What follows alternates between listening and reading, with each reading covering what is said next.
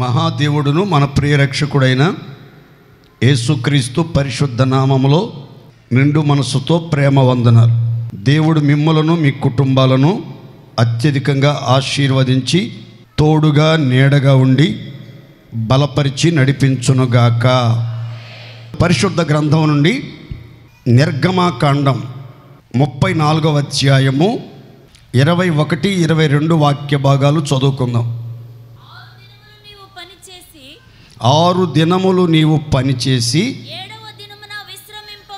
7వ దినమున విశ్రమింపవలెను. దున్ను కాలమందైనను కోయు కాలమందైనను ఆ దినమున విశ్రమింపవలెను. మరియు గోధుమల కోతలో ప్రథమ ఫలముల పండుగను అనగా వారముల పండుగను సంవత్సర అంతమందు పంట కూర్చు పండుగను ఆచరింపవలెను. ఇంకొక వాక్యం కూడా చదువుకున్న తర్వాత మీకు కొన్ని విషయాలు చెప్తాను, చూడండి. నిర్గమాకాండం 23వ అధ్యాయం 16వ వాక్యం. నీవు పొలములో విత్తిన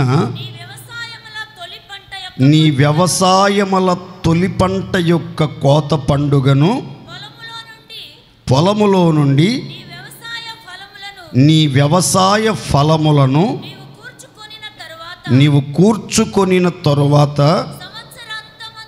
సంవత్సర అంతమందు ఫల సంగ్రహపు పండుగను ఆచరింపవలెను. ఇందాక చదివినటువంటి వాక్యంలో పంట కూర్చు పండగను ఆచరింపవలెను అని చదువుకున్నాం సంవత్సరాంతంలో. ఇప్పుడు చదువుకున్నటువంటి వాక్య భాగంలో సంవత్సర అంతమందు ఫల సంగ్రహపు పండుగను ఆచరింపవలెను అనే మాటలు చదువుకున్నాం. ఈ 2 వాక్యాలలో ఉన్నటువంటి భావం తాత్పర్యం ఒక్కటే. సంవత్సరం ఆఖరిలోకి వచ్చిన తర్వాత మన పితరులతో దేవుడు చెప్పాడు, మీరు విశ్రాంతి దినాన్ని ఆచరించాలి, వారముల పండుగను ఆచరించాలి, కోతకాలపు పండుగను ఆచరించాలి, ప్రథమ ఫలముల పండుగను ఆచరించాలి. వ్యవసాయంలో తొలి పంటను, ప్రథమ ఫలముల పంటను కూర్చుకొని సంవత్సర అంతంలో మీరు ఉత్సాహంగా ఉల్లాసంగా పంట కూర్చే పండగ ఆచరించాలి అని ఈ లేఖనంలో రాయబడింది. చూడండి, ఆ పండగ ఆచరించేటప్పుడు అది దున్ను కాలమైనా అది కోతకాలమైనా ఆ దినాల్లో విశ్రాంతి తీసుకోవాలి. ఆ వారాల పండుగను క్రమముగా కట్టడ ప్రకారం జరిగించాలి. అది కోతకాలపు పండుగ. కోతకాలమందు మనుషులు సంతోషించున్నట్లుగా మీరందరూ సంతోషముతో ఆ పండగను ఆచరించాలి. మీరంతా సంవత్సరంలో ఆఖరికి వచ్చిన తర్వాత తప్పకుండా పంట కూర్చుకొని పంటను సమకూర్చుకొని పండగలాగా ఆ కార్యక్రమాలను ఆచరించాలి అని దేవుడు సెలవిచ్చినట్లుగా లేఖనంలో రాయబడింది. ఇశ్రాయేలీలు సంవత్సరానికి 7 పండగలు చేసుకుంటారు. 7 పండగలు చేసుకుంటారు. ఆ పండగల్లో పురుషులందరూ సమకూడాలని, వాళ్ళంతా ఒట్టి చేతులతో కాకుండా దేవుడు వాళ్ళని దీవించిన దీవెన కొలది సమృద్ధితో సన్నిధికి అర్పణలు తీసుకుని వచ్చి దేవుని సన్నిధిలో కలిసి సంతోషంతో ఆనందిస్తూ ఆ పండగ జరుపుకోవాలని దేవుడు సెలవిచ్చాడు. అయితే ఈ పూట నేను మీతో చెప్పాలనుకున్నటువంటి మాట ఏంటంటే, తొలి పంట పండుగ లేదా ప్రథమ ఫలముల పండుగ, వ్యవసాయములోని ఫలసాయాన్ని తీసుకొని కూర్చుకొని వాళ్ళంతా ఆనందగానాలతో ఆచరించే ఆ పండగ యొక్క పరమార్థం ఏమిటి? పండగ అనగానే మనకి ఎక్కడ లేని ఆనందం, ఎక్కడ లేని ఉత్సాహం, ఉల్లాసం వచ్చేస్తుంది. పండగ పూట మనం అంతా చాలా హ్యాపీగా ఎంజాయ్ చేయటానికి ఇష్టపడతాం. అలాగే ఈ పంట కూర్చే పండగను కూడా ఆచరించాలి. ఈ ఫల సంగ్రహపు పండుగను కూడా సంవత్సర అంతంలో ఆచరించాలని దేవుడు సెలవిచ్చాడు. జాగ్రత్తగా వినండి. ఎవరు సంవత్సర అంతములో ఈ పంట కూర్చు పండగను ఆచరిస్తారు?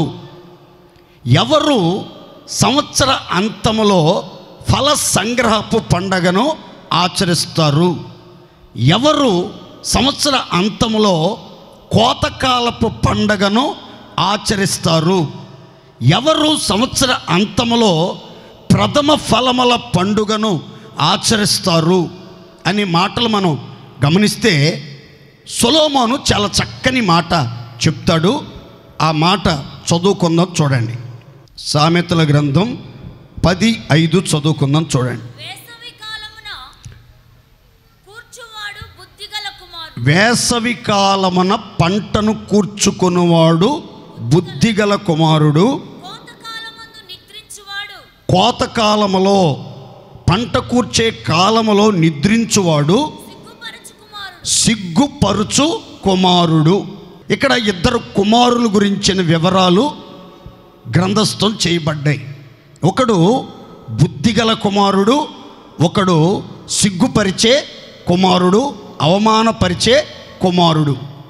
బుద్ధి కలిగిన కుమారుడు అని ఎవరి గురించి రాయబడింది అని అంటే, వేసవి కాలములో పంటను కూర్చుకునే కాలములో, కోతకాల సమయములో పంటను కూర్చుకోవటానికి ఎవరైతే ఆసక్తి కలిగి పంటను కూర్చుకొని పండగ ఆచరించడానికి సిద్ధపడుతున్నాడో వాడు బుద్ధిగలవాడు, బుద్ధిగల కన్యక, బుద్ధిగల స్త్రీ అనే మాటలు అక్కడ రాయబడ్డాయి.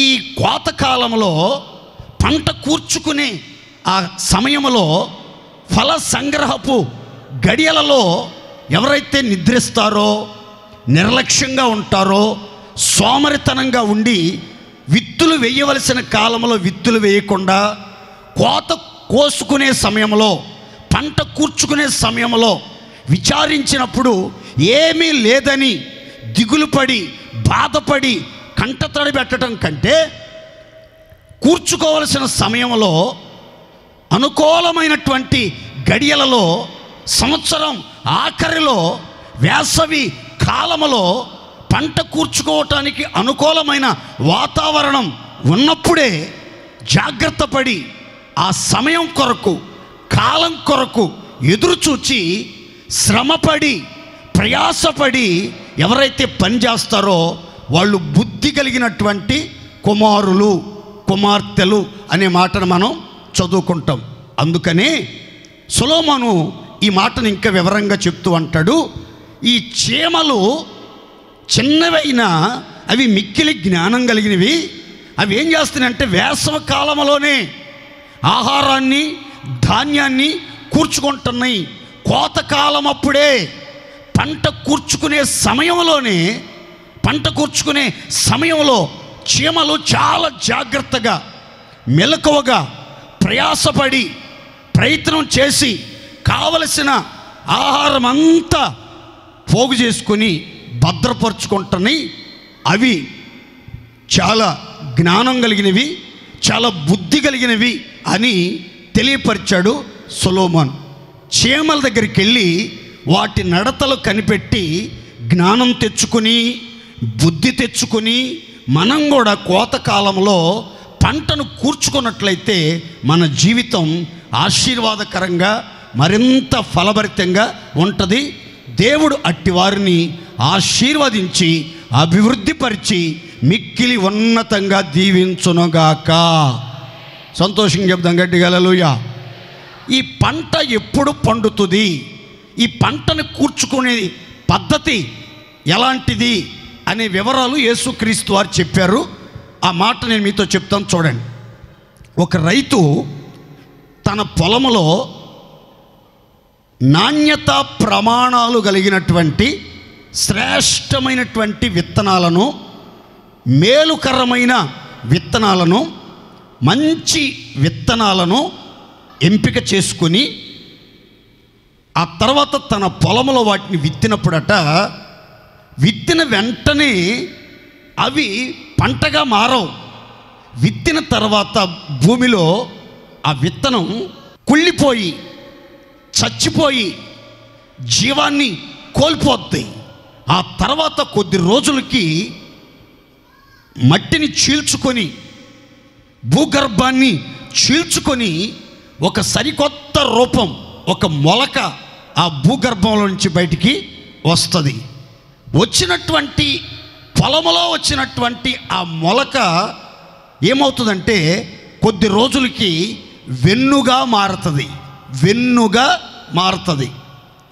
ఆ వెన్ను తర్వాత ముదురు వెన్నులో నుంచి దానంతటా అదే బలమైనటువంటి గింజలను, శ్రేష్టమైనటువంటి గింజలను, పుష్టికరమైనటువంటి గింజలను అందిస్తుంది.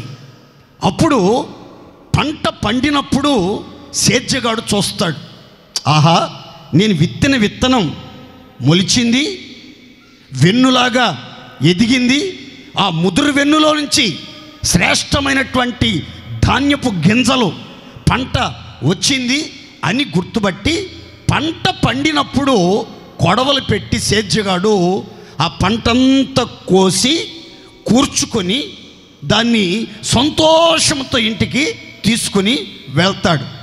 ఇప్పుడు పంట పండాలి, పంటను కూర్చుకోవాలి, కూర్చుకున్న పంటని ఇంటికి చేర్చుకొని పండగ చేసుకొని ఆనందించాలి అని అంటే కొంత కాల వ్యవధి పడుతుంది.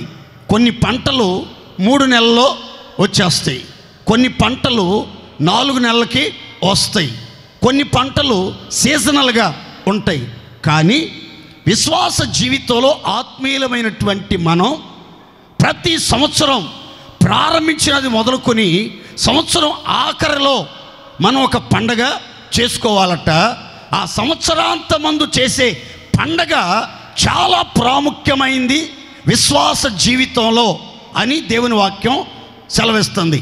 సంవత్సర అంతంలో దేవుని పిల్లలమైన మనం ఆచరించవలసినటువంటి పండగలోని పరమార్థం ఏమిటి అంటే, మనమంతా విత్తిన విత్తనాన్ని పంటగా చూసి ఆ పంటను కోసి కూర్చుకొని ఆనందించడానికి, అనుభవించడానికి మనం సిద్ధపడాలని దేవుని వాక్యం సెలవిస్తుంది.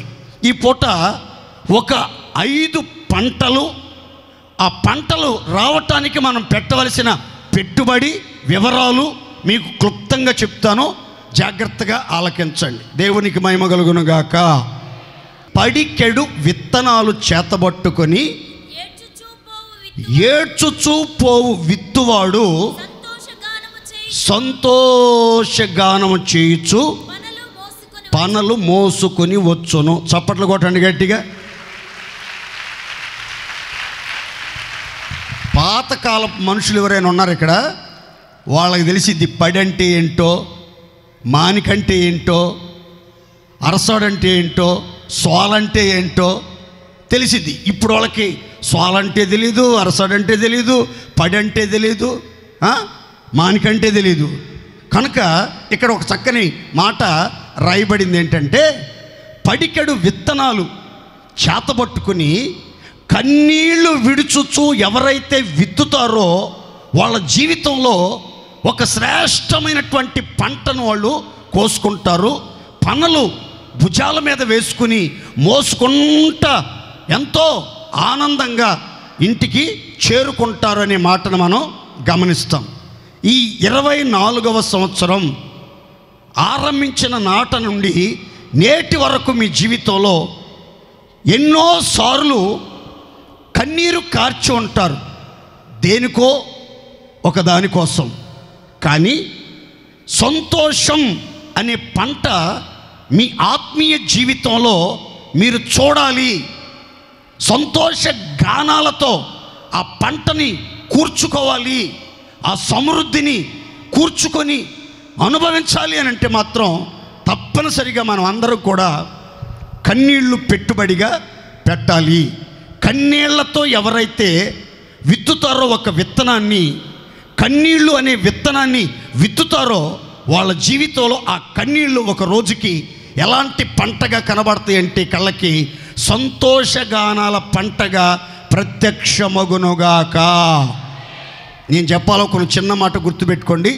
మీరు దేవుని సన్నిధిలో విశ్వాసముతో కార్చే కన్నీరు, రాల్చే కన్నీరు వృధా కాదు. మీరు కార్చే ప్రతి కన్నీటి బాష్ప బిందువుల్ని పరమదేవుడు ఒక బుడ్డిలో భద్రపరుస్తాడు. వాటి విలువ ఒక పుస్తకంలో రాసి పెడతాడు.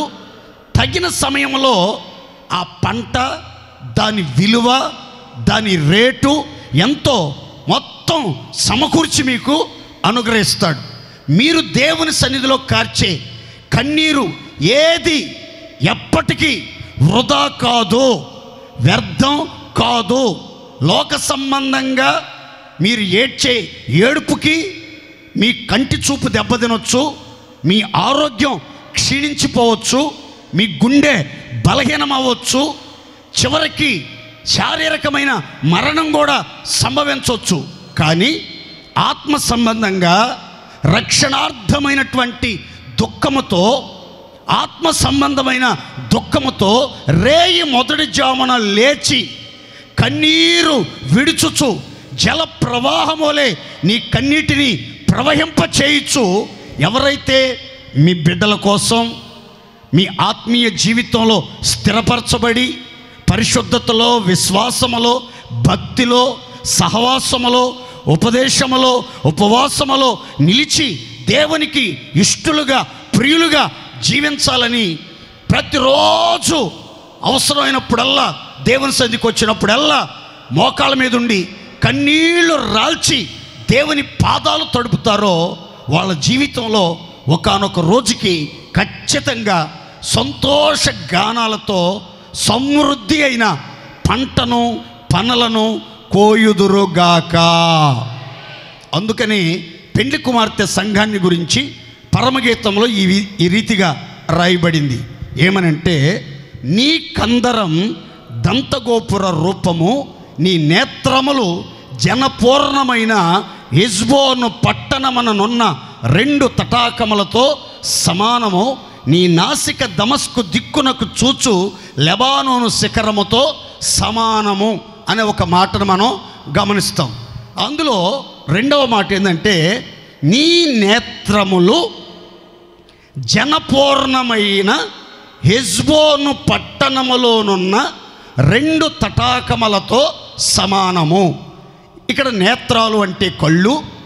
ఈ కళ్ళు దేనితో సమానంగా ఉన్నవి, దేనితో పోల్చబడుతున్నాయి అని అంటే, హెష్బోను అనే ఒక పట్టణములో 2 తటాకాలు. తటాకాలంటే సరస్సులు లేదా చెరువులు లేదా కొలను, నీటి కొలనులు. ఈ 2 హెష్బోను పట్టణములో ఉన్నటువంటి జలములతో నిండిన, జల ప్రవాహాలతో నిండినటువంటి 2 తటాకాలు, 2 సరస్సులు ఉన్నాయి. ఆ సరస్సులతో నీ నేత్రాలు సమానం అని రాయబడింది. ఇంతకీ హెష్బోను అంటే ఏమిటి అని అంటే, తెలివిగల పట్టణము అని అర్థం. హెష్బోను అంటే తెలివిగల పట్టణము, జ్ఞానము కలిగిన పట్టణము, బుద్ధిగల పట్టణము అని అర్థం. ఈ తెలివి కలిగిన పట్టణములో 2 చెరువులు, ఆ చెరువుల నిండా నీళ్లు ఉన్నట్లుగా ఎవరైతే ఆత్మ సంబంధమైన జ్ఞానం కలిగి ఉంటారో, ఆత్మ సంబంధమైన బుద్ధి కలిగి ఉంటారో వాళ్ళ జీవితంలో వాళ్ళ కళ్ళు ఎప్పుడు కూడా ఎలా ఉంటాయంటే కన్నీళ్ళ ఓటలుగా ఉంటాయి. వాళ్ళ తల జలమయంగా ఉంటుంది. దేనికోసం అనంటే బైబిల్ అంటుంది, నా జనులలో హతులైన వారిని గూర్చి నా తల జలమయముగా, నా కన్ను కన్నీళ్ళ ఓటగా మారిపోతుంది అని అంటాడు ప్రవక్త అయినటువంటి ఇర్మియా. అందుకని ఇంకో చోట రాయబడి ఉంటుంది, రోదనము చేయు స్త్రీలను పిలువనంపించండి, ప్రలాపించే స్త్రీలను పిలువనంపించండి.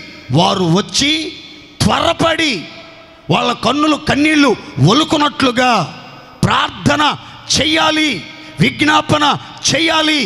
వాళ్ళు రోదిస్తూ కన్నుల నుండి కన్నీళ్లు ఒలికిస్తూ ఎప్పుడైతే ప్రార్థన చేస్తారో మరణము, సంహారము, కీడు, పాడు, నాశనం ఇళ్లలోనికి కానీ, వీధుల్లోనికి కానీ, యవనస్తుల మీద కానీ, పసిబిడ్డల మీద కానీ, సంఘస్థుల మీద కానీ, ఆత్మీయుల మీద కానీ మరణం రాకుండా, మరణం ప్రవేశించకుండా, మరణ మృదంగం మారుమ్రోగకుండా మన పిల్లలు కాపాడబడాలి, మన సంఘాలు కాపాడబడాలి, యవ్వనస్తులు హతమార్చబడకుండా కాపాడబడాలి అని అంటే వీధుల్లో తిరుగుతున్న యవ్వనస్తులైనా, ఇంటిలో ఉన్న పసి బిడ్డలైనా, పెద్దలైనా అందరూ క్షేమంగా ఉండాలి.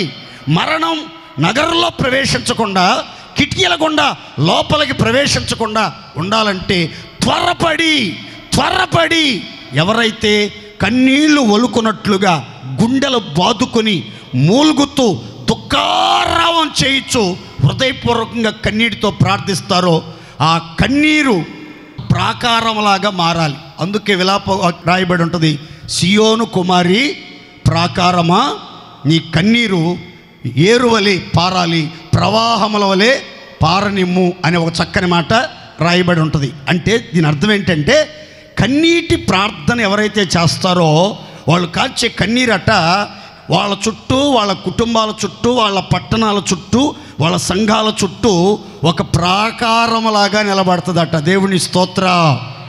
మీకు డౌటా? మీకు ఇంకా వివరంగా చెప్తాను చూడండి. ఇశ్రాయేలీలు ఎర్ర సముద్రం దాటేటప్పుడు ఎర్ర సముద్రపు నీళ్లు వాళ్ళ ఇరుప్రక్కల ఎలా ఉన్నాయని రాస్తుంది బైబిల్లో? గోడలాగా. చెప్పండి గట్టిగా, గోడల. సముద్రపు నీళ్ళే గోడలాగా దేవుడు నిలబెడితే నీ కన్నీళ్లను ప్రాకారంలాగా నిలబెట్టలేడా? తప్పనిసరిగా నీ కన్నీళ్ళే నీ ఇంటికి ప్రాకారం, నీ సంఘానికి ప్రాకారం, నీ ఆత్మీయ జీవితానికి ప్రాకారం, నీవు నివాసం ఉంటున్న గ్రామాలకు, పట్టణాలకు ప్రాకారంగా మీ కన్నీళ్ళు మారాలి. ఎప్పుడు మారుతాయి అంటే ప్రవాహంలాగా పారచేయాలట మన కన్నుల నుండి కన్నీళ్ళు. ఆ కన్నీటి ప్రార్థనలో ఎవరైతే కన్నీరుని పెట్టుబడిగా, విశ్వాసాన్ని పెట్టుబడిగా, కన్నీటి ప్రార్థన పెట్టుబడిగా ఎవరైతే పెడతారో వాళ్ళ జీవితంలో వాళ్ళు చూసే పంట, కోసే పంట, కూర్చుకునే పంట, మోసుకునే పంట ఏంటంటే సంతోషం. దేవుని స్తోత్రం చెప్పండి గట్టిగా, గట్టిగా హల్లెలూయా. ఒకవేళ కన్నీళ్ళు, దుఃఖం, కలవరాలు, ఆందోళన, ప్రతికూల పరిస్థితులు, సమాధానం లేకపోవటం, సమస్యల వలయంలో చిక్కుకొని గందరగోళంగా, గలిబిలిగా ఏం చేయాలో దిక్కుదోచని పరిస్థితుల్లో ఉన్నారేమో, ఈ సంవత్సరం ఆఖరిలో మీలో ప్రతి ఒక్కరూ విస్తారమైనటువంటి పంట, అధికమైనటువంటి దిగుబడి, విస్తారమైన రాబడిని మీరు చూడబోతున్నారు. ఆ పంట పేరే సంతోషాల పంట, సమృద్ధి అయిన పంట. దేవునికి స్తోత్ర. మీకు అర్థం అవటానికి చెప్తాను, గుర్తుపెట్టుకోండి. ఆ దేశంలో వర్షాలు లేవు, కరువు కోరల్లో చిక్కుకున్నారు. విత్తనాలేమో మట్టి పెడ్ల కింద పడి కుళ్ళిపోతున్నాయి, ఆకాశ పక్షులు ఎత్తుకుపోతున్నాయి, పశువులకి నీళ్లు లేవు, పర్వతాల మీద మేత లేదు, గాదిల్లో ధాన్యం లేదు, గానుగలో క్రొత్త తైలం కానీ ద్రాక్షారసం కానీ లేదు. దేశమంతా భయంకరమైన ప్రతికూలమైన పరిస్థితులు సంభవించాయి. అప్పుడు యాజకులు, పరిచర్య చేసే దేవుని పిల్లలు మంటపానికి, బలిపీఠానికి మధ్యలో సమకూర్చబడి ఉపవాస దినాన్ని ప్రతిష్ఠించుకున్నారు. చిన్నపిల్లలు ఉపవాసం ఉన్నారు, యవ్వనస్తులు ఉపవాసం ఉన్నారు, పెద్దలు ఉపవాసం ఉన్నారు, వృద్ధులు ఉపవాసం ఉన్నారు, యాజకులు ఉపవాసం ఉన్నారు, లేవీలు ఉపవాసం ఉన్నారు. దేవుని పేరు పెట్టబడిన ప్రతి ఒక్కరూ దీక్ష భూని, కడుపు కాల్చుకొని, కన్నీళ్లు రాల్చి ప్రార్థించడానికి అక్కడికి చేరుకున్నారు. అప్పుడు బలిపీఠానికి, మంటపానికి మధ్యలో నిలబడినటువంటి దేవుని పిల్లలంతా కన్నీరు విడుచుచు దేవుణ్ణి బతిమాలుచు ప్రార్థన చేస్తున్నారు.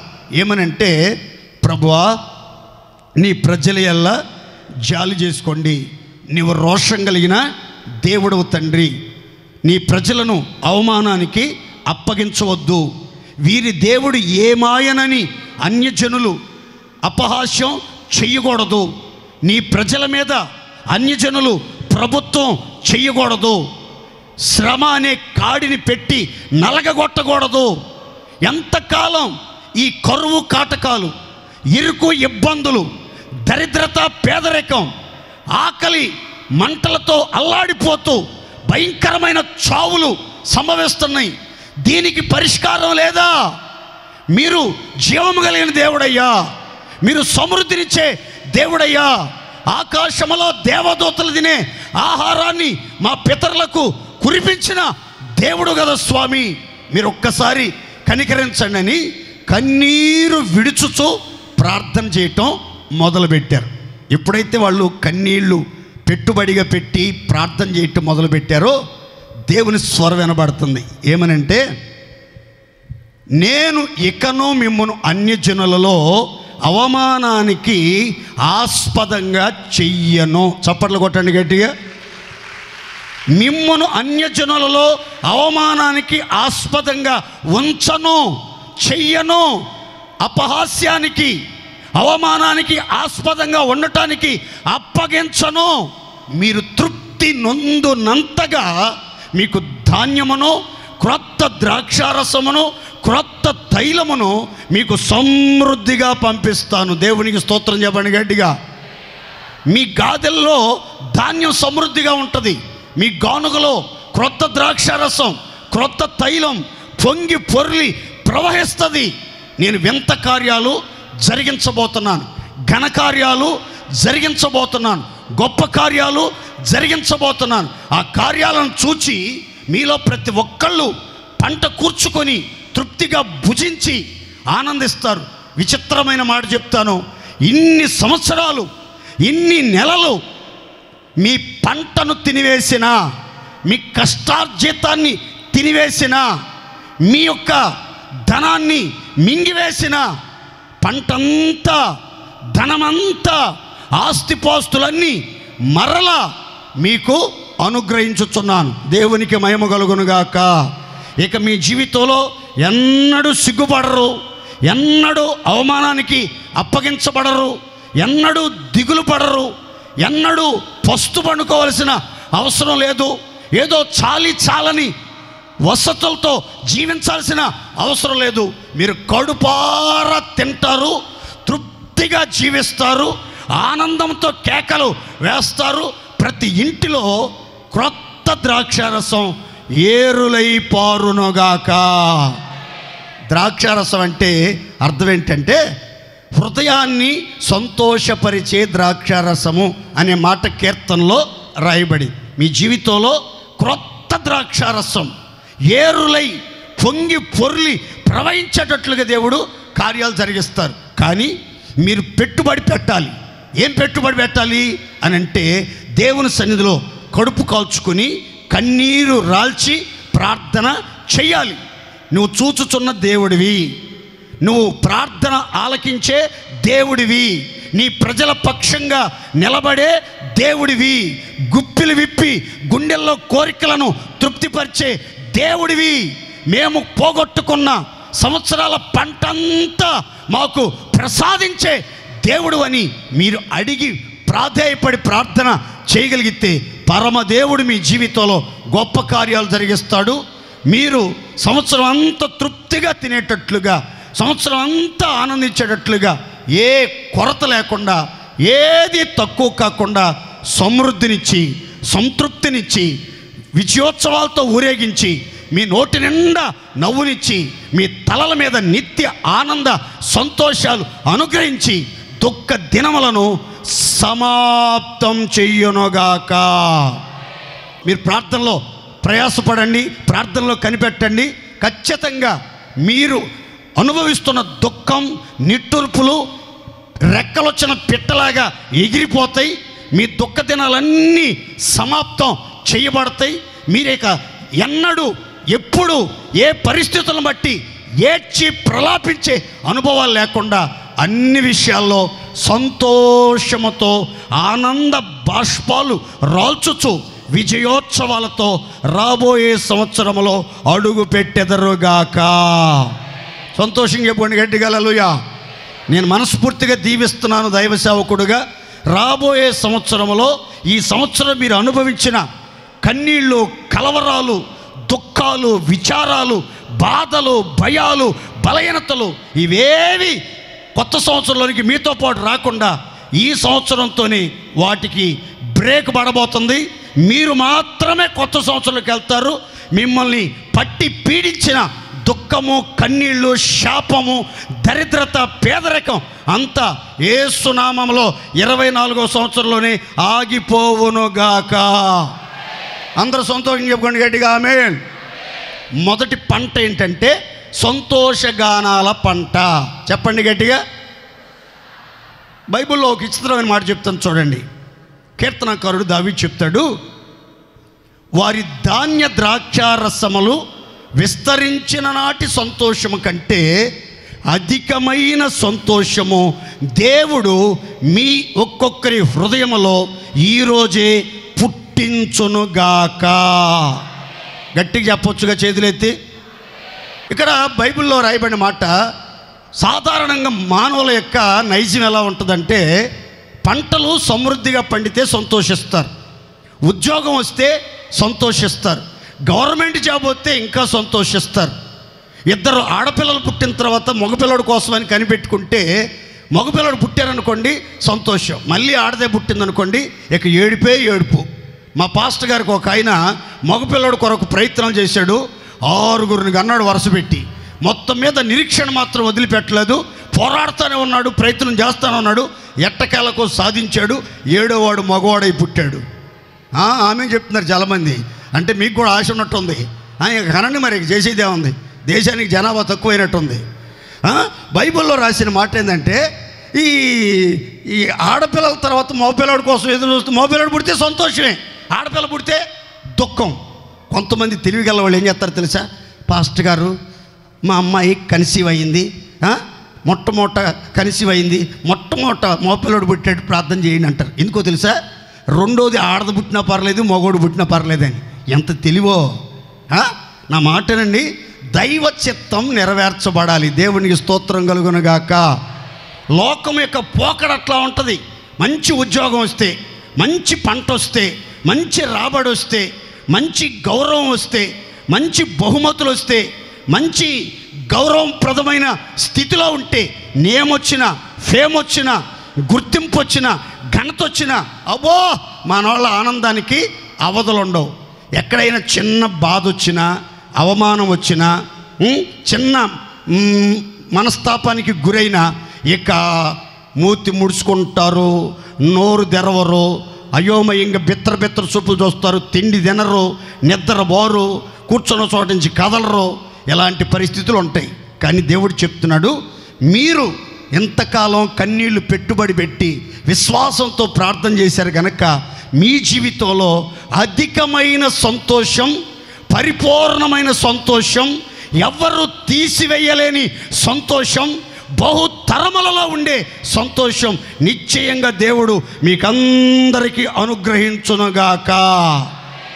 ఈ సంతోషాల పంటతో, ఎవరు తీసివేయలేని సంతోషంతో, పరిపూర్ణమైన సంతోషంతో మీరు కొత్త సంవత్సరంలోనికి ప్రవేశించబోతున్నారు. ఈ సంవత్సరం ఆఖరిలో మనం కూర్చుకోవలసిన పంట, చేసుకోవలసిన ఫల సంగ్రహపు పంట ఏంటంటే సంతోషగానాల పంట. ఏ పంట? రెండో పంట గురించి చెప్తాను చూడండి. ఓషియా గ్రంథం 10వ అధ్యాయం 12వ వాక్యం. నీతి ఫలించునట్లు మీరు విత్తనము వేయండి. ప్రేమ అని కోత, బ్రాకెట్లో పంట మీరు కొయ్యండి. చప్పట్లు కొట్టండి ఒకసారి గట్టిగా.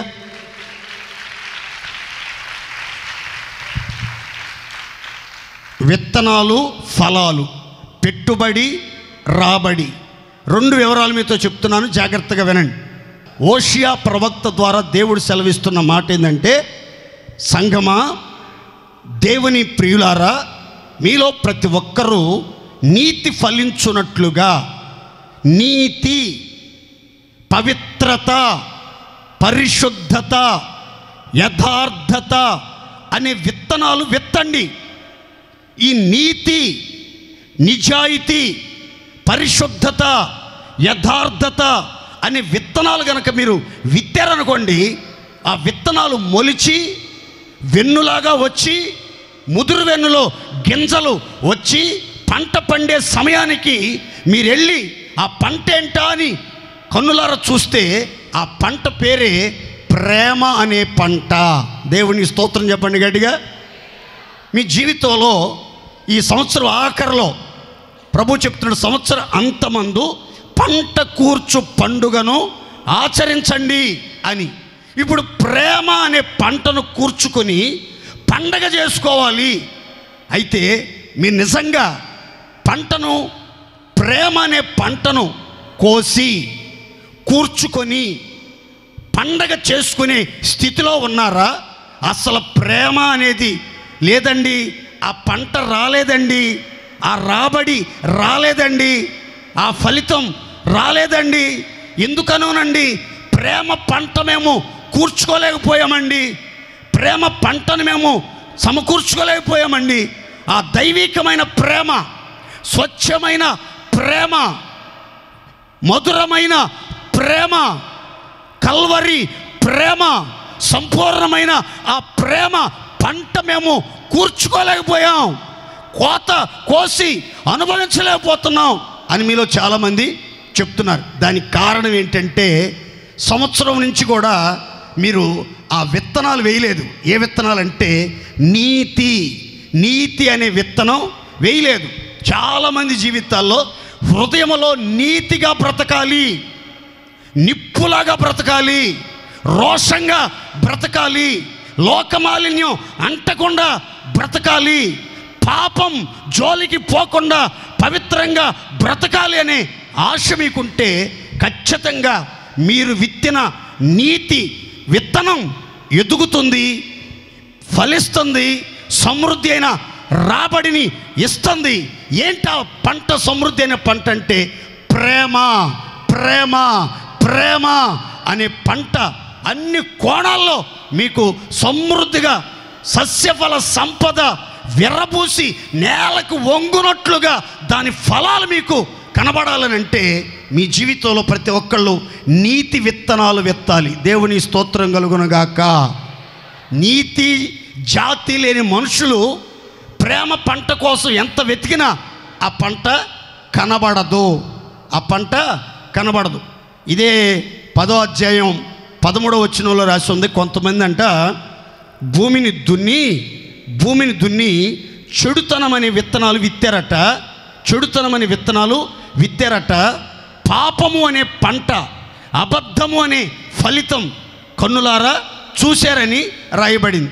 మీరు ఏ విత్తనాలైతే విత్తుతున్నారో, పాపాన్ని విత్తితే పాప ఫలితమే మీరు అనుభవిస్తారు, చెడుతనాన్ని విత్తితే చెడు ఫలితమే మీరు అనుభవిస్తారు, అబద్ధాన్ని విత్తితే మోసమనే పంటనే కోసుకుంటారు. కానీ నీతి విత్తినట్లయితే, నీతి, పవిత్రత, యథార్థత, దేవుని కోసం రోషంగా జీవించే జీవితం నేను జీవించాలని మీరు నీతిని గనక విత్తి చూస్తే మీకోసం ప్రచండమైన వెలుగు ఉదయిస్తుంది, మీకోసం ఆనందం ఆవిర్భవిస్తుంది. అంత మాత్రమే కాదు, అపారమైనటువంటి ప్రేమ పంట విస్తారంగా మీరు చూస్తారు, మీరు కోసుకుని అనుభవించి అనేకులకు ఆ పంటను పంచిపెట్టెదరుగాక. సంతోషం చెప్పండి గట్టిగా హల్లెలూయా. ఇదే మాటని సొలొమోను తనదైన శైలిలో చెప్పాడు. ఆ మాట చదువుకుందాం, చూడండి. సామెతలు 11:18. భక్తిహీనుని సంపాదన వానిని మోసం చేయును, నీతిని విత్తువాడు, గమనించండి, నీతిని విత్తువాడు శాశ్వతమైన బహుమానమును పొందునుగాక. చప్పట్లు కొట్టాలి, గట్టిగా సంతోషంగా కొట్టాలి. నీతిని విత్తిన వాళ్ళు ఏ బహుమానం పొందుతారంట? చెప్పాలి గట్టిగా, ఏ బహుమానం అంట? ఏంటి శాశ్వతమైన బహుమానం? క్షయమైపోయే బహుమానాలు ఉన్నాయి, అక్షయమైన బహుమానాలు ఉన్నాయి, పాడైపోయే బహుమానాలు ఉన్నాయి, పదిలముగా ఉండే బహుమానాలు ఉన్నాయి. ఇక్కడ నీతి విత్తనాన్ని విత్తినటువంటి నీతిమంతులు శాశ్వతమైన బహుమానం పొందుతారు అని రాయబడింది. ఏమిటి ఈ శాశ్వతమైన బహుమానం అనంటే, కొరింథీయులకు రాసిన మొదటి పత్రిక 13వ అధ్యాయంలో దైవజనుడైన పౌలు ఈ రీతిగా చెప్తున్నాడు. ఇటు చూడాలి అందరూ. ఈ 3 నిలుచును: విశ్వాసము, నిరీక్షణ, ప్రేమ. వీటిలో శ్రేష్టమైనది ప్రేమయే అని రాయబడింది. అయితే ఆ అధ్యాయంలో కొంచెం పైకెళ్ళి మనం చదువుకుంటే అక్కడ రాసిన మాట ఏంటంటే, ప్రేమ శాశ్వత కాలము ఉండును. దేవునికి స్తోత్ర. ప్రేమ శాశ్వత కాలము ఉంటుంది. విశ్వాసము నిలిచి ఉంటుంది, నిరీక్షణ నిలిచి ఉంటుంది, కానీ ప్రేమ మాత్రం శ్రేష్టమైనది, శాశ్వత కాలం నిలిచి ఉంటుంది. ఈ శాశ్వత కాలం నిలిచి ఉండే శ్రేష్టమైన ప్రేమ అనే పంట, ప్రేమ అనే బహుమానం మీరు పొందాలి. ఆ బహుమానాన్ని మీరు కాపాడుకోవాలి. ఆ బహుమానాలతో మీరు దీవించబడాలి అని మీరు కోరుకుంటే నీతిగా జీవించడం అలవాటు చేసుకోవాలి. ఎవరి హృదయంలో నీతి, ఎవరి మనసులో నీతి, ఎవరి జీవితంలో నీతి నిమిత్తం ఆకలి దప్పులు కలిగి ఉంటారో, నీతి నిమిత్తం హింసించబడతారో, నీతిగా బ్రతకటానికి సిద్ధపడి ఎన్ని హింసలైనా, ఎన్ని బాధలైనా, ఎన్ని బంధకాలైనా, ఎన్ని అవమానాలైనా, ఎన్ని పోరాటాలైనా నీతిని విడిచి నేను జీవించను, నీతి మాలిన జీవితం నేను జీవించను, బ్రతికిన 4 రోజులు నేను నీతిగానే బ్రతుకుతాను, నీతికి భిన్నంగా నేను ప్రవర్తించను, నీతి తప్పి ప్రవర్తించను అని మనం తీర్మానం చేసుకోవాలి. ఆ తీర్మానంలో ఎవరైతే నిలకడగా నిలిచి ఉంటారో ఒకరోజు వాళ్ళు శాశ్వతమైనటువంటి పంట, శాశ్వతమైన బహుమానం, శాశ్వతమైనటువంటి ప్రేమ పంటను వాళ్ళు కూర్చుకోగలుగుతారు. దేవునికి స్తోత్రం కలుగునుగాక. ఈ ప్రేమ అంటే మీరు అనుకున్నట్లుగా నోటితో, నాలుగుతో ప్రేమించడం కాదు, మాటతో ప్రేమించడం కాదు, సత్యముతో, క్రియతో ప్రేమించడం. సత్యముతో, క్రియతో ప్రేమించడం. నీలో ప్రేమ ఉందనుకోండి, నువ్వు ప్రేమిస్తూనే ఉంటావు, కానీ ఎవరిని ద్వేషించవు. దేవుని స్తోత్రం చెప్పండి. అర్థమైన వాళ్ళు అందరూ స్తోత్రం చెప్పండి గట్టిగా. ఇప్పుడు తేలుందండి, దాని కొండెల్లో ఏముంటుంది? విషం ఉంటుంది. పాము ఉందండి, దాని కూరల్లో ఏముంటుంది? విషం ఉంటుంది. చిరుతపులి, సింహము, మొసలి, ఇవన్నీ కూడా క్రూరమైనటువంటి జంతువులు, హానికరమైనటువంటి జంతువులు. అవి సాధు జంతువులు కాదు.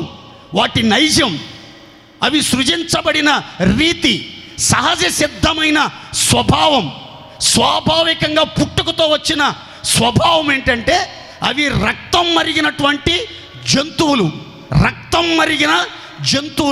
కాబట్టి వాటికి హాని చేయటం, చీల్చడం, మాంసం తినటం, రక్తం త్రాగటమే తెలుసు. కానీ ప్రేమ కలిగినటువంటి వ్యక్తులు మాత్రం ఎవరినైనా ప్రేమిస్తూనే ఉంటారు. చంపుతున్నా, పొడుస్తున్నా, గాయపరుస్తున్నా, దుర్భాషలాడుతున్నా, ఎంత నీచంగా ప్రవర్తిస్తున్నా, ఎందుకు నేనేం చేశాను, మీరు ఎందుకు ఇలా ప్రవర్తిస్తున్నారు అని అంటారే కానీ మరలా కీడుకు ప్రతి కీడు చెయ్యరు. ఎందుకనంటే వాళ్ళకు ప్రేమించడమే తెలుసు, కానీ ద్వేషించడం, తిరగబడటం, దాడి చేయటం, దుర్భాషలు మాట్లాడటం తెలియదు. దేవుని స్తోత్రం చెప్పండి గట్టిగా. మన యేసయ్యని గురించి బైబిల్ చెప్తుంది, దేవుడు ప్రేమస్వరూపి. ఆయన సంపూర్ణమైన ప్రేమ కలిగిన వాడు, శత్రువులను కూడా ప్రేమించినవాడు. మనం కూడా ఆ ప్రేమ పంటలో పాలిభాగస్థులం కావాలి. ఆ ప్రేమ పంటను పండించి, ఆ ప్రేమ పంటను బహుమానంగా అందుకొని, ఆ ప్రేమను శాశ్వత కాలం మన శేష జీవితం అంతా తుది శ్వాస విడిచేంత వరకు ప్రేమ కలిగి నడుచుకోవాలి. దేవుని స్తోత్రం చెప్పండి గట్టిగా. మన వాళ్ళు చాలామంది ప్రేమ అని పేరు పెట్టుకుంటారు, ప్రేమ జ్యోతి అని పేరు పెట్టుకుంటారు, ప్రేమ కుమార్ అని పేరు పెట్టుకుంటారు. వాళ్ళ దగ్గరికి వెళ్ళి చూడండి, లోక ప్రేమ ఏదైనా ఉంటే ఉండొచ్చేమో కానీ భార్యను బాగా ప్రేమించవచ్చేమో, పిల్లల్ని బాగా ప్రేమించవచ్చేమో, ధనాన్ని బాగా ప్రేమించవచ్చేమో, వాళ్ళ కులస్తులను బాగా ప్రేమించవచ్చేమో కానీ అందరినీ ప్రేమించలేరు వాళ్ళు. కనుక పేరు పెట్టుకోవటం ముఖ్యం కాదు, కానీ ఆ పేరులో ఉన్నటువంటి ఆ ప్రేమ రసాన్ని మనం కలిగి జీవించడం ఎంతైనా అవసరం. ఈ కడవరి కాలంలో, సంవత్సరం అంతములో ప్రభు మీతో మాట్లాడుతున్నాడు. మీరందరూ ప్రేమ పంటను పోగు చేసుకోండి, ప్రేమ పంటను కూర్చుకోండి, ప్రేమ ఫల సంగ్రహంను సమకూర్చుకొని పండగ చేసుకోండి. దేవునికి స్తోత్ర. మీ జీవితంలో పండగ ప్రారంభం కావాలంటే ప్రేమ పంట మీ చేతి నిండా ఉండాలి. దేవుని స్తోత్ర. ప్రేమ పంట లేకుండా పండగ ఏంటండి? ప్రేమ పంట లేకుండా పండగ ఎలా చేస్తావు? ప్రేమ లేకుండా చేసే పండగ కూడా ఒక పండగేనా? సమాధానం లేకుండా చేసే పండగ కూడా ఒక పండగేనా? కనుక మనం ప్రేమతో పండగ చేసుకోవాలి, ప్రేమను కూర్చుకొని పండగ చేసుకోవాలి, ప్రేమను పంచుతూ పండగ చేసుకోవాలని దేవుని వాక్యం సెలవిస్తుంది. ఇంతవరకు ఒకవేళ 2024 సంవత్సరంలో ఇంతవరకు ద్వేషము, చెడుతనము, పాపము, కీడు, విపత్తు విత్తి ఆ పంటని కూర్చుకుంటూ వచ్చారేమో, ఇక మీదటైనా మీరు నీతి అనే విత్తనం విత్తండి. ప్రభువా, నా బ్రతుకు కాలమంతా మీరు అమర్చిన ఈ దేహం, మీరు నివసించే ఈ దేవాలయంలో ఏమాత్రం అపవిత్రత, మాలిన్యము, అసహ్యమైన దుష్కార్యాలు కనబడకుండా నీ కోసం నీతిగా బ్రతకడానికి సహాయం దయచేయండి అని మీరు ప్రార్థన చేసుకుంటే, బైబిల్ చెప్తుంది, నీతి కలిగినటువంటి వాళ్ళలో ప్రేమ పంట పుష్కలంగా పండునుగాక, సమృద్ధిగా పండునుగాక. ప్రేమ పంట ఎంతో రుచికరమైందండి, ఎంతో మధురమైంది, ఎంతో మధురమైనటువంటి రుచులను అందిస్తుంది ప్రేమ పంట. ఎలాంటి రుచులు అందిస్తుంది ప్రేమ పంట అంటే, బైబిల్లో యెషయా ప్రవక్త ద్వారా చెప్తాడు, నీతి వలన సమాధానం కలుగును, నీతి వలన నిత్యము నిమ్మళము నిబ్బరము కలుగును, నీతి వలన ఆనందపురములోని ఆనంద గృహాలలో పరలోకపు ఆనందం కుమ్మరించబడుతుంది. ఆ ఇళ్లలో ఉన్నటువంటి ముళ్ళతుప్పలు, విచారాలు, ధన వ్యామోహాలు తగలబడిపోతాయి. వాళ్ళు సుఖంగా, విశ్రాంతిగా, నెమ్మదిగా ఆయుష్కాలం అంతా జీవించుదురుగాక. ప్రేమ పండులో ఎన్ని రుచులు! ఒక ప్రక్కేమో సమాధానం, ఒక ప్రక్కేమో నిమ్మళం, ఒక ప్రక్కేమో నిబ్బరం అంటే కరేజ్, ధైర్యం, మరొక ప్రక్కేమో సుఖం, మరొక ప్రక్కేమో విశ్రాంతి. ఇన్ని రుచులతో కూడిన ప్రేమ పంట మీరు కూర్చుకోవాలి అని అంటే, నీతి అనే 2 అక్షరాల విత్తనాన్ని మీ హృదయంలో, యోగ్యమైన మీ మనసులో, యోగ్యమైన మీ హృదయములో, పరిశుద్ధమైన మీ హృదయంలో విత్తుకొని ఆ విత్తనాన్ని జాగ్రత్తగా కాపాడండి. అది ఒక రోజున విస్తారమైన ప్రేమ పంటను మీకు ఇస్తుంది. ఆ ప్రేమతో మీరు ప్రపంచాన్ని జయించుదురుగాక. గట్టిగా చెప్పండి హల్లెలూయా. మనలో ప్రేమ పంట వస్తేనే మనకు ఒక గుర్తింపు ఉంటుంది. అందుకే యేసు ప్రభు అంటారు, మీరు ఒకరిని ఒకడు ప్రేమించుకొనుడి, దానిని బట్టి మీరు నా శిష్యులని అందరూ తెలుసుకుంటారు. దేవుని స్తోత్ర. ఎంత మంచి మాట అండి. తెల్ల బట్టలు వేసుకుంటేనో, పెద్ద ముసుగులు వేసుకుంటేనో, పెద్ద బైబిల్ తీసుకుని పాటల బొక్కులు తీసుకొని నిలబడి రాగాలు, కూని రాగాలు తీసి పాటలు పాడితేనో, ప్రార్థనలు చేస్తేనో, వాక్యాలు బోధిస్తేనో, నన్ను సిలువేయండి, నన్ను పొడవండి, యేసు నామాన్నే చెప్తాను అని అంటేనో మనం యేసయ్య శిష్యులం కామంట. కానీ ఒక్కరిని ఒక్కరు నిష్కపటమైన ప్రేమతో, నిర్దోషమైనటువంటి ప్రేమతో, స్వచ్ఛమైనటువంటి ప్రేమతో, స్వార్థము లేని ప్రేమతో, ప్రతిఫలాన్ని ఆశించని ప్రేమతో, స్వప్రయోజనాన్ని కోరని ప్రేమతో ఎప్పుడైతే మనం ప్రేమించగలుగుతామో ఆ ప్రేమ శిఖరాన్ని బట్టి, ఓ వీళ్ళు యేసు ప్రభు బిడ్డలు, వీళ్ళు క్రైస్తవులు, వీళ్ళు పరిశుద్ధులు, వీళ్ళు పరమాత్ముని బిడ్డలు అని మనందరినీ చూడాలంటే మనం ఒక చెట్టు అయితే ఆ చెట్టులో ఎక్కడ చూసినా ప్రేమ పండ్లే కనబడాలి. దేవుని స్తోత్రం చెప్పండి గట్టిగా. పనస పళ్ళు చూసామో, పుచ్చకాయలు చూసామో, గజ్జికాయలు చూసామో, కానీ ఏం కొత్త రకం కాయలు అని అనుకోవాలి. ఇవన్నీ ఏంటంటే ప్రేమ ఫలాలు, ప్రేమ ఫలాలు. లవ్ ఫ్రూట్ అంటారు దీన్ని. లవ్ ఫ్రూట్ ఏమొచ్చిందంటే దీని నిండా లవ్వే ఉంటుంది. కొవ్వు కాదు, లవ్ ఉంటుంది. బాగా కొవ్వు ఉన్న దాంట్లో ప్రేమ ఉండదు, కానీ లవ్ ఉన్న దాంట్లో విస్తారమైనటువంటి విటమిన్స్ ఉంటాయి. దేవుని స్తోత్రం కలుగునుగాక. హాని లేని ప్రేమ ఫలం మనం ఫలించాలి. ఆ ప్రేమ తత్వం మనలో మూర్తీభవించాలి. ప్రేమ కోసమే బ్రతకాలి, ప్రేమ కోసమే జీవించాలి, ప్రేమనే పంచాలి. ఆఖరికి చనిపోతూ కూడా ప్రేమను పంచుతూ పంచుతూ పంచుతూ చచ్చిపోవాలి. దేవుని స్తోత్రం చెప్పండి గట్టిగా. మనం చచ్చిపోయిన రోజు అందరూ చెప్పాలి, ఇతను ప్రేమ కుమారు కదూ, ఇతను ప్రేమ కుమారి కదూ, ఏమో ప్రేమ జ్యోతి కదూ అనుకోవాలి. అందరూ అనుకోవాలి. కనుక శరీర సంబంధమైనటువంటి ఆలోచనలతో ఎవరిని ప్రేమించబాకండి. శరీర సంబంధమైన ఉద్దేశాలతో ఎవరిని ప్రేమించబాకండి.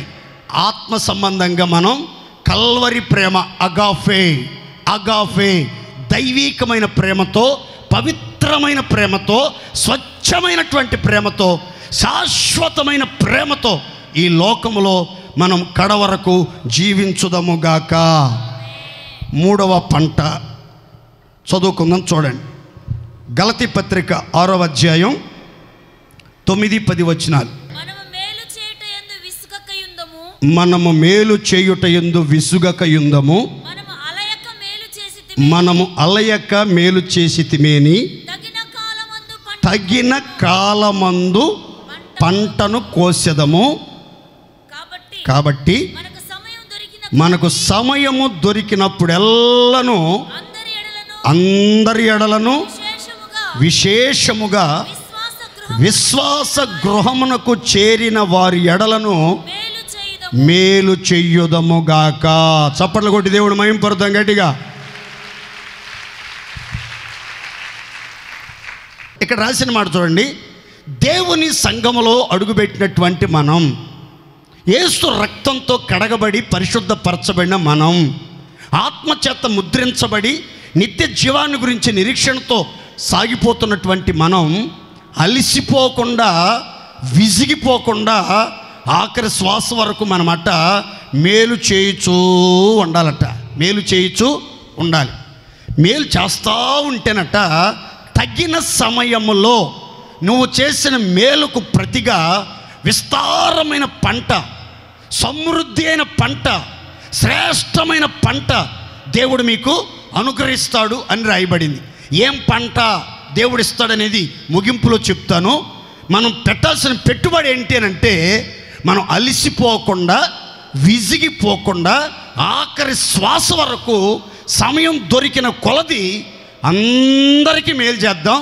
విశేషముగా, ప్రాముఖ్యముగా విశ్వాస గృహమైన మన సంఘానికి, సహవాసానికి, సేవకులకు, సమర్పణ కలిగిన దేవుని పిల్లలకు మనం మేలే చెయ్యుదముగాక. సంతోషం చెప్పండి గట్టిగా. చాలామంది సంఘాన్ని ప్రేమించేవాళ్ళు నాకు తెలుసు, సేవకులను ప్రేమించేవాళ్ళు నాకు తెలుసు. ఇక్కడ భీమవరంలో కూడా చాలామంది 190 మంది పరిశుద్ధులు ఆత్మీయులు ఈ సంఘం అంటే పడి చస్తారు. పిచ్చి ప్రేమ, పిచ్చి అభిమానం. సేవకులన్నా, సంఘమన్నా, మందిరమన్నా, పరిచర్య అన్నా పిచ్చి ప్రేమ అంతే. దానికోసం ఎంతైనా చేస్తారు, ఏదైనా చేస్తారు. ఉన్నా లేకపోయినా ఎక్కడో చోట తీసుకొచ్చైనా చేస్తారు. అంత ప్రేమ.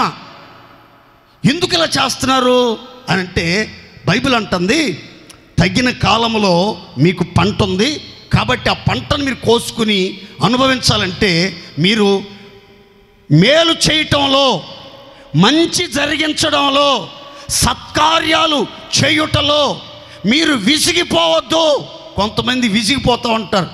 మేమే ఎప్పుడు ఖర్చు పెట్టాలా, మేమే ఎప్పుడు ఖర్చు పెట్టాలా, మేమే ఎప్పుడు పరిచర్య చేయాలా, మేమే ఎప్పుడు బాత్రూములు గడగాలా, మేమే ఎప్పుడు పలహారాలు కొనాలా, మేమే ఎప్పుడు ఫ్రూట్లు కొనాలా, మేమే ఎప్పుడు కాఫీలు టీలు పోయాలా, మేమే ఎప్పుడు భోజనాలు పెట్టాలా, మేమే ఎప్పుడు ఉపవాసాలు ఉండాలా, మేమే ఎప్పుడు చేతులెత్తి ప్రార్థన చేయాలా, మేమే ఎప్పుడు అద్దాలు తొడవాలా, మేమే ఎప్పుడు కుర్చీలు ఆర్డర్లో పెట్టాలా, మేమే ఎప్పుడు సౌండ్ సిస్టమ్ పెట్టాలా, మేమే ఎప్పుడు ఇన్స్ట్రుమెంట్స్ ప్లే చేయాలా.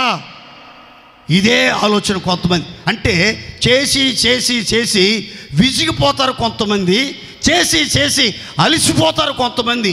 అన్నీ నేనే చేయాలా, అన్నీ నేనే చేయాలా అని.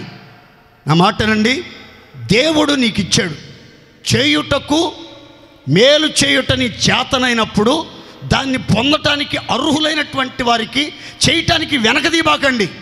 దేవుడు నీకు సామర్థ్యం ఇచ్చాడు. మందిరంలో రకరకాల విశ్వాసులు ఉంటారు. అందరూ ఖర్చు పెట్టలేరు, అందరూ కన్నీరు గార్చి ప్రార్థన చేయలేరు, అందరూ ప్రయాసపడలేరు, అందరూ మోకాళ్ళ మీద ఉండి ప్రార్థన చేయలేరు, అందరూ అనుకూలంగా పరిశుద్ధంగా విశ్వాసంలో జీవించలేరు. ఒక్కొక్కరిని ఒక్కొక్క ఉన్నతమైన ఉద్దేశంతో దేవుడు ఏర్పరచుకుని మందిరానికి తీసుకొస్తాడు. శరీరం అంతా ఒక్క అవయవం అయితే ఇక శరీరం ఎక్కడా? శరీరం అంతా కన్ను అయితే మరి చెవి ఎక్కడా? శరీరం అంతా చెవి అయితే మరి నోరెక్కడా? శరీరం అంతా నోరైతే మరి చేతులు ఎక్కడా? శరీరం అంతా చేతులైతే మరి కాళ్ళు ఎక్కడా? అందుకని శరీరం అంతా మనమే ఉండాలి, సంఘములో అంతా మనమే. అన్ని విషయాల్లో అంటే కుదరదు, అన్ని విషయాల్లో ఎవరు కూడా చేయలేరు. ప్రయాసపడేవాళ్ళు, పరిచర్య చేసేవాళ్ళు ప్రార్థన చేయలేరు, ప్రార్థన చేసేవాళ్ళు పరిచర్యలో ఉండలేకపోవచ్చు. ఇలా రకరకాలుగా ఉంటారు. అయితే బైబిల్ చెప్తున్న మాట, దేవుడు నిన్ను ఒక ఉన్నతమైన ప్రణాళికతో, ఒక ఉన్నతమైన ఉద్దేశంతో ఏర్పరచుకుని సహవాసానికి తీసుకొచ్చాడు. కాబట్టి మీరు సమయం దొరికినప్పుడు, అవకాశం కుదిరినప్పుడు, వీలైనప్పుడల్లా మీరు అందరికీ, సంఘములో విధవరాళ్ళు ఉంటారు, బేదలు ఉంటారు, అభాగ్యులు ఉంటారు, అనాథలు ఉంటారు, చాలా ఇబ్బందులు పడేవాళ్ళు ఉంటారు. వాళ్ళకి మీరు ఏదైనా సహాయం చేస్తే చెయ్యండి, తప్పులేదు. స్వార్థంతో కాదు, స్వప్రయోజనంతో కాదు, ఏదో ఆశించి కాదు మనం మేలు చేయాల్సింది. నిస్వార్థంగా దైవ ప్రేమతో మనం మేలు చేయాలి. ముఖ్యంగా విశేషంగా సంఘానికి మనం మేలు చేయాలి. మందిరములో ఏది అవసరం, మందిరములో నేను ఏది చేస్తే ప్రయోజనకరంగా ఉంటుంది అని ఆలోచించుకుని, కనిపెట్టి, ప్రార్థన చేసుకుని, బుద్ధి తెచ్చుకుని మొదట మీరు చేయాలనుకుంది సేవకులకి చెప్పాలి. ఇక్కడ సంఘాన్ని నడిపించడానికి దైవ సేవకులు ఒక పాస్టర్ని పెట్టారు. ఈ పాస్టర్కి ఓ సంగతి చెప్పాలి. మేము ఇది చెయ్యాలనుకుంటున్నాం, ఇలా చెయ్యాలనుకుంటున్నాం, మీరేమంటారని పాస్టర్ గారి సలహా తీసుకుని చెయ్యాలి. మీ ఇష్టం వచ్చినట్లుగా ఊరేగకూడదు, మీ ఇష్టం వచ్చినట్లుగా చేయకూడదు. డబ్బున్నా, ధనమున్నా, జనమున్నా, అధికారం ఉన్నా ఏది మీ ఇష్టానుసారంగా మీరు చేసుకుంటూ పోకూడదు. ఎందుకంటే ఇది ఒక సంఘం, దీనికి ఒక కట్టడ, పరిపాలన, క్రమశిక్షణ ఒకటి ఉంది. కాబట్టి దీని ప్రకారం మనం మేలు చేసుకుంటూ పోదాం. దేవుని స్తోత్ర.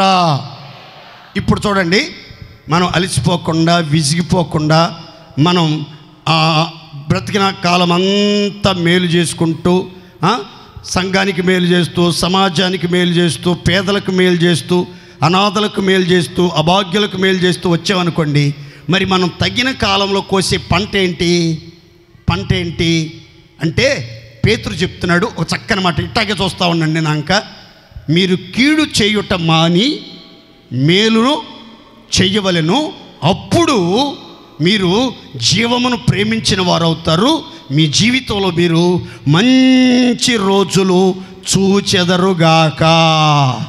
సంతోషం చెప్పుకోండి గట్టిగా హల్లెలూయా. ఏ రోజులు చెప్పాలి నోదేసి? ఏ రోజులు? ఇప్పుడు మీ జీవితంలో మేలు అనే విత్తనాన్ని విత్తితే, మేలు చేయుట అనే పెట్టుబడి పెడితే మీరు కోసే పంట ఏంటి? మీరు కూర్చుకునే పంట ఏంటి? మీరు సమకూర్చుకునే ఫలాలేంటి అని అంటే మంచి రోజులు. ఏ రోజులు? వందలే మంచి రోజు ముందున ముందున్న ముసళ్ళ పండుగ కాదు, మంచి రోజులు ముందున్నాయి. ఏ రోజులు? మంచి రోజులు. ఇది ఒక నిరీక్షణతో కూడినటువంటి అనుభూతి. ఎవరైతే మేలు చేస్తారో, కీడు అనుభవిస్తూ కూడా మేలు చేస్తారో, మేలు చేసి శ్రమ పడుతూ ఉంటారో, అట్టి వాళ్ళకి తప్పనిసరిగా దేవుడు 2025వ సంవత్సరంలో మంచి రోజులు చూచే భాగ్యం ప్రసాదించునుగాక. గట్టిగా చెప్పుకోండి విశ్వాసంతో. తప్పు చేశారు, పట్టబడ్డారు, దెబ్బలు పడినాయి. రాజా దెబ్బలు పడిన తర్వాత నేను సహించాను దెబ్బల్ని అంటే అది ఘనత కాదు. పాపిష్టిదానా, ఓ పనికిమాలినోడా, నువ్వు తప్పు చేసావురా, నువ్వు పాపం చేసావు, పట్టబడ్డావు, అందుకే దెబ్బలు పడ్డాయి. దెబ్బ మీద దెబ్బ పడింది. కానీ నువ్వు పెద్ద సహించినట్టుగా పెద్ద బిల్డప్ ఇస్తావేంటి? సహించకపోతే తిరగబడితే పొళ్ళు రాలగొడతారు, ముఖం పచ్చడి చేస్తారు, కాళ్ళు చేతులు ఎర్రగొడతారు, ఆ తర్వాత ఎందుకు పనికి రాకుండా చేసేస్తారు. నువ్వు సహించావు కాబట్టే తప్పు చేసి దెబ్బలు కొడుతుంటే ప్రాణాలతో బతికావు అని అంటారు. కానీ ఏ తప్పు చేయకుండా మనం మేలు చేసి గనక బాధను సహించామనుకోండి, అదట దేవుని దృష్టిలో చాలా మంచిదంట. దేవుని స్తోత్రం చెప్పండి, గట్టిగా చెప్పాలి హల్లెలూయా. మనం ఏ తప్పు చేయకుండా బాధను అనుభవించవలసి వస్తే, ప్రభు కోసం మేలు చేయించు కూడా నిందలు పడవలసి వస్తే మీరు సంతోషంగా సహించండి, సంతోషంగా స్వీకరించండి ఆ నిందని. ఒక రోజుకి దేవుడు అది హితముగా ఎంచి మీ జీవితంలో మంచి రోజులు చూచేటట్లుగా మార్గాలు సరళం చెయ్యునుగాక. మరొక పంట చదువుకుందాం. ఇది ఒక విచిత్రమైన పంట. ఈ పంట గురించి ఇప్పుడు నేను ముగిస్తాను. చూడండి, కొరింథీయులకు రాసిన 2వ పత్రిక 9:6. కొంచెముగా విత్తువాడు కొంచెముగా పంట కోయును, సమృద్ధిగా విత్తువాడు సమృద్ధిగా పంట కోయును. సమృద్ధిగా పంట కోయును అన్న చోట బ్రాకెట్లో ఏమని రాసి ఉంటుందంటే దీవెనలతో పంట కొయ్యును. నేను ఈ పూట అది చెప్దాం అనుకున్నా. ఇది వాస్తవానికి కానుకల గురించి రాయబడినటువంటి సందర్భం. ఇది కానుకల గురించి రాయబడిన సందర్భం. ఇట్లాంటి సందర్భం వస్తే పాస్టర్లు ఎవరు వదిలిపెట్టరు ఆ మాటని, కానీ నేను వదిలిపెట్టేస్తున్నా. నేను చెప్పాలనుకున్న మాట చెప్తాను. సమృద్ధిగా దీవించు వాడు సమృద్ధిగా దీవెనల పంట కోయునుగాక. ఇది మీరు రాసుకోండి అక్కడ. ఇప్పుడు దీవెన అనే పెట్టుబడి, దీవెన అనే విత్తనాన్ని మీరు విత్తండి. కొంచెంగా ఇచ్చారనుకోండి, కొంచెం పంటే కొంచెం రాబడే వస్తుంది. విస్తారంగా ఇచ్చారనుకోండి, సమృద్ధిగా విత్తారనుకోండి, వెదజల్లి విత్తారనుకోండి, దీవెనలు అనే పంట విత్తనాన్ని, మీ విస్తారమైనటువంటి దీవెనలు, సమృద్ధి అయినటువంటి దీవెనలు, పట్టజాలనంత విస్తారమైన దీవెనల పంట మీరు కూర్చుకొని పండగ చేసుకుంటారంతే. దేవుని స్తోత్ర. ఎంతవరకు దీవెన అనే పంట లేదా మీ జీవితంలో, మీ కుటుంబంలో, మీ పిల్లల జీవితాల్లో?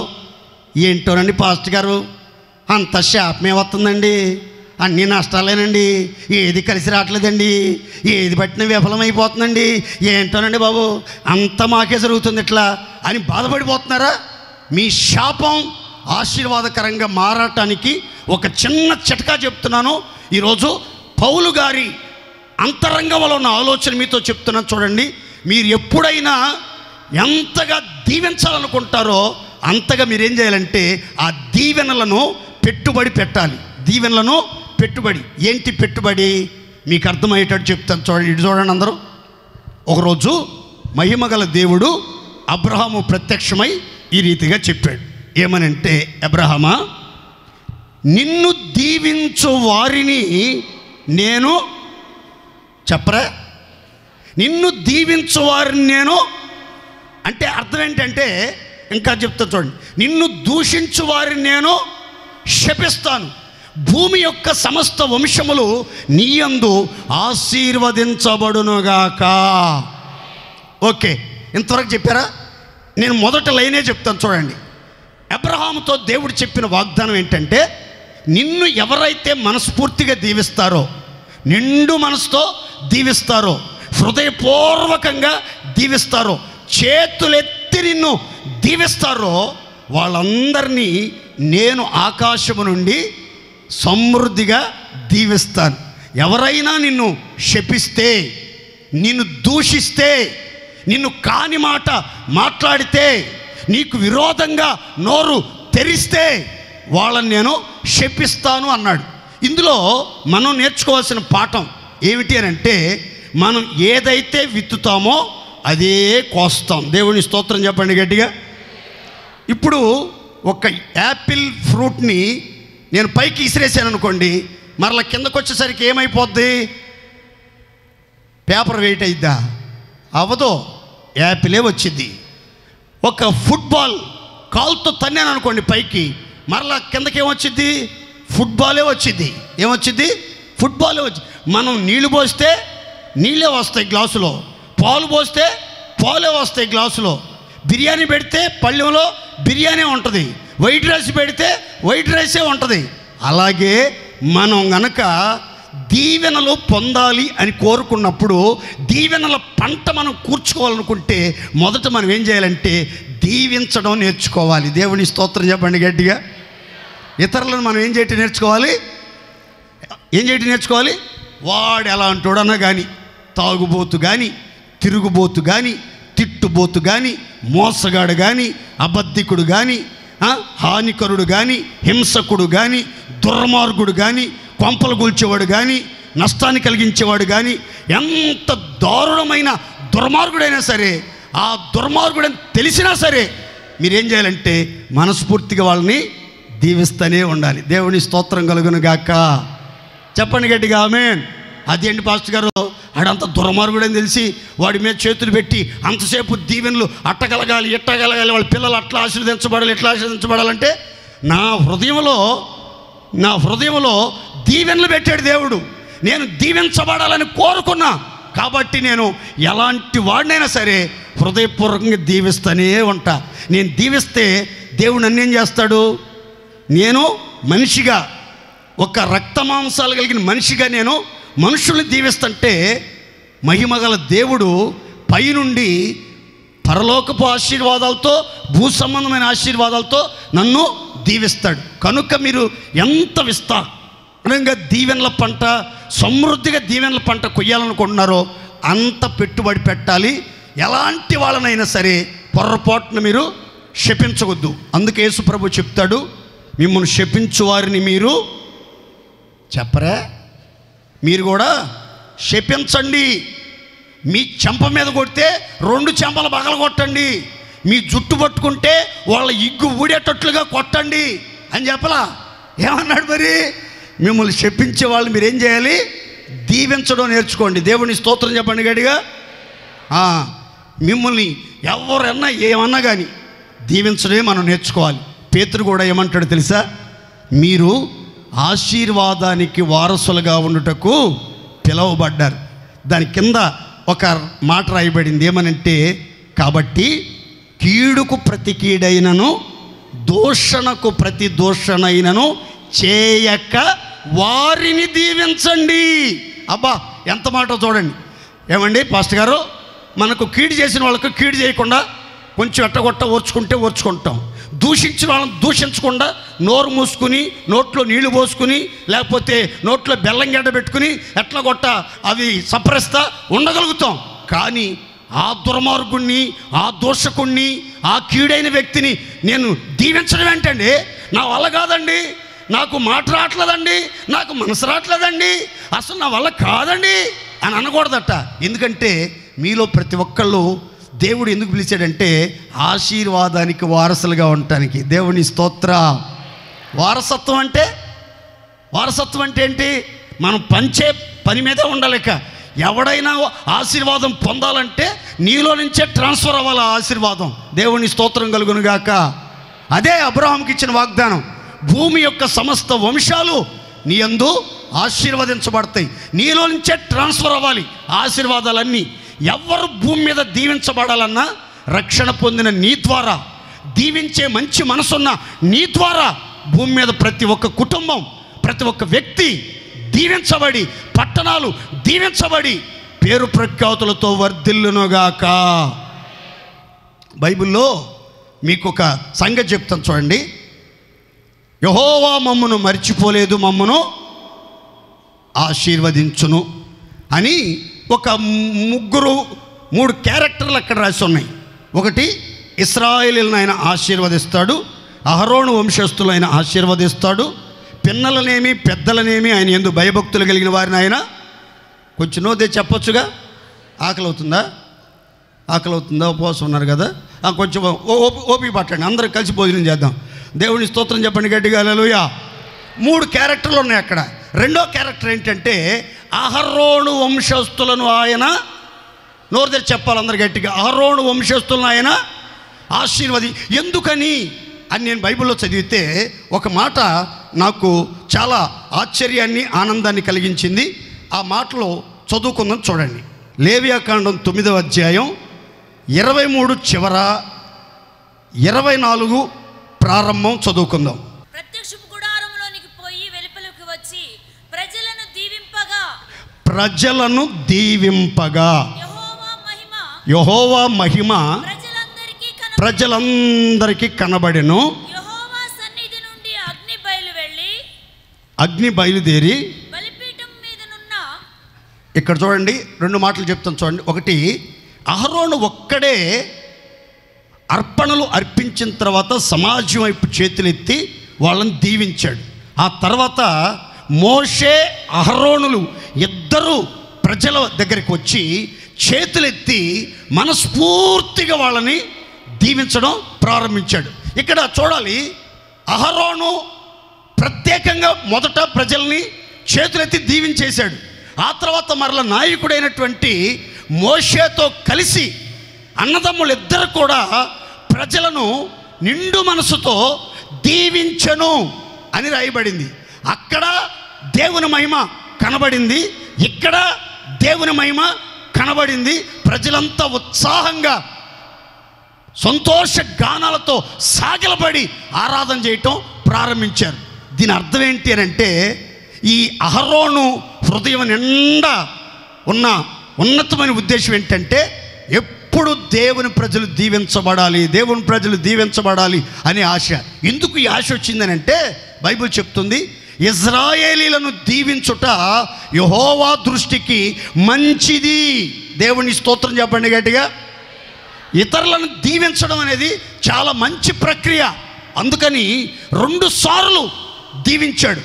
మోషే ఒకసారి దీవించినట్లు అక్కడ రాసింది, కానీ అహరోను మాత్రం 2 సార్లు ఇశ్రాయేలీయులను దీవించాడు. ఇతడు దీవించాడు గనుకనే దేవుడు ఇతని వంశాన్ని కూడా తరతరాలలో దీవిస్తూనే ఉన్నాడు. దేవుని స్తోత్రం చెప్పండి గట్టిగా.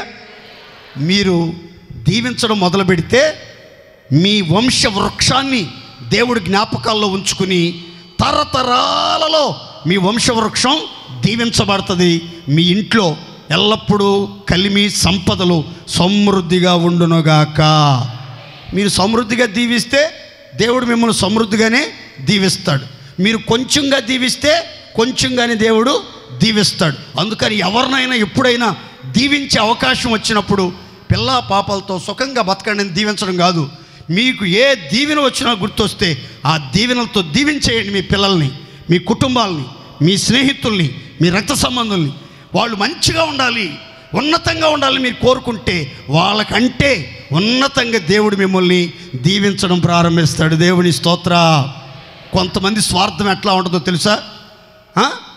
నేను ఒక్కడనే బాగుపడాలి, నేను ఒక్కడనే కనబడాలి, నేను ఒక్కడనే దీవించబడాలి, నేను ఒక్కడనే గణపరచబడాలి, నేను ఒక్కడనే పోగు చేసుకోవాలి, నేను ఒక్కడనే అనుభవించాలి. ఇదొక జాతి, నీతి లేని జాతి. ఇంకోళ్ళు ఉంటారు, అందరూ బాగుండాలి, అందులో నేను ఉండాలి. దేవుని స్తోత్రం.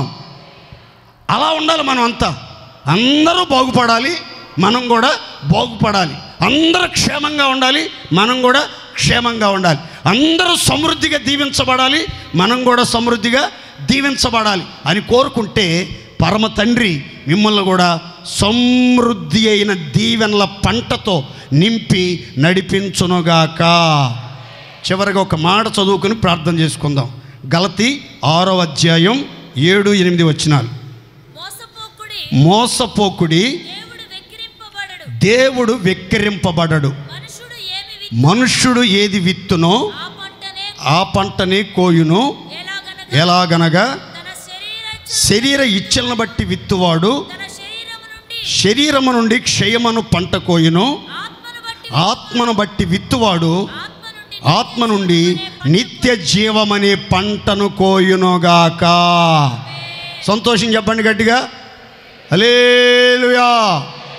ఇక్కడ చివరిగా శరీరాన్ని బట్టి, శరీర ఇచ్చలను బట్టి ఎవరైతే విత్తనాలు విత్తుతారో వాళ్ళు శరీరము నుండి క్షయమైన పంట కోస్తారు. శరీరం నుండి క్షయమైన పంట కోస్తారు. ఆత్మను బట్టి విత్తిన వాళ్ళట, ఆత్మను బట్టి విత్తిన వాళ్ళట నిత్య జీవము అనే పంటను కూర్చుకుంటారు, కోసుకుంటారు, నిత్య జీవాన్ని అనుభవించడానికి సిద్ధపడతారని ఒక చక్కని మాట రాయబడింది. అందుకని దైవజనుడు పౌలు కొరింథీ సంఘానికి ఉత్తరం రాస్తూ అంటాడు, మేము ఆత్మ సంబంధమైనవి విత్తి ఉండగా శరీర సంబంధమైన ఫలములు మేము కోయవలెనా? ఆ మాట చదువుతుంటే నాకు ఆశ్చర్యం అనిపించింది. పౌలు గారు సంఘంతో చెప్తున్నాడు, మేము విత్తింది ఏంటి సంఘంలో, మేము బోధిస్తుంది ఏంటి సంఘంలో, మేము నేర్పిస్తుంది ఏంటి సంఘంలో, ఆత్మ సంబంధమైన వాటిని మేము విత్తి పెట్టుబడి పెట్టి ప్రకటిస్తున్నాం కదా, మీరందరూ శరీరానుసారంగా ఫలిస్తున్నారేంటి? ఇది గొప్ప కార్యం అనుకుంటున్నారా మీరు అని అంటాడు. మీలో కొంతమంది ఇతరుల మీద అధికారం చెలాయిస్తున్నారు. ఎవడిచ్చాడు మీకు అధికారం? మాకు ఎక్కువ అధికారం ఉన్నా ఆ అధికారాన్ని మేము వినియోగించట్లేదు. ఎందుకు? మేము క్రీస్తు సువార్తకు అభ్యంతరంగా ఉండకుండా నిమిత్తం సహిస్తున్నాం. అధికారం ఉన్నా అణుకువగా ఉంటున్నాం. మందకు ప్రభువులుగా ఉండకుండా మాదిరికరంగా ఉంటుంది. ఎందుకు? అధికారం లేక. ఎందుకు మీరు ఏ అధికారం లేకపోయినా అందరి మీద విరుచుకుపడుతున్నారు, అంత మీదే అన్నట్లుగా ఫీల్ అయిపోతున్నారు? ఎందుకు శరీరానుసారంగా ప్రవర్తిస్తున్నారు? మేము మీకు నేర్పిస్తుంది ఏంటి? మీకు బోధిస్తుంది ఏంటి? మీకు మాదిరి చూపిస్తుంది ఏంటి? మేము ఆత్మ సంబంధమైనవి కదా విత్తుతుంది. మీరు శరీర సంబంధమైన ఫలాలు ఫలిస్తే అది గొప్ప కార్యం ఎట్టయిద్ది? అందుకని సంఘంలో విశ్వాసుల మీద, విశ్వాసులకు కానీ ఎవరికి కానీ ఏ అధికారము లేదు. దేవుని స్తోత్రం చెప్పండి గట్టిగా. సేవకులకి ఎక్కువ అధికారం ఉన్నా సరే అధికారం వినియోగించలేదు. ఎందుకనంటే క్రీస్తు స్వార్థకు అభ్యంతరం కలగకుండా సహిస్తున్నారు అని బైబిల్లో రాయబడింది. ఎందుకు అనుకున్నారు? నేను అధికారపూర్వకంగా ఎవరిని హెచ్చరించకుండా, గద్దించకుండా, ఎవరి మీద కోప్పడకుండా అన్నీ భరిస్తుంది. చేతగానని కాదు, నేను దద్దమ్మని కాదు, అధికారం లేక కాదు, అనుభవం లేక కాదు, అభ్యంతరం కలగకూడదని అన్నీ ఓర్చుకుంటున్నా, అన్నీ సహిస్తున్నా, అన్నీ భరిస్తున్నా. ఎందుకనంటే నేను ఆత్మ సంబంధమైన వాటిని విత్తుతున్నాను. ఒక రోజుకి నిత్య జీవం అనే పంట కోస్తాను. నిత్య జీవానికి ఈ పొలములో కొంతమందిని నేను సిద్ధపరుస్తానని నిరీక్షణతో దున్నుతున్నాను, నిరీక్షణతో కళ్ళం తొక్కుతున్నాను, ఆశతోనే ప్రయాసపడుతున్నాను. కనుక మీరంతా ఈ విషయాన్ని గమనించాలని ప్రేమతో మీకు తెలియజేస్తున్నాను. దేవునికి స్తోత్రం.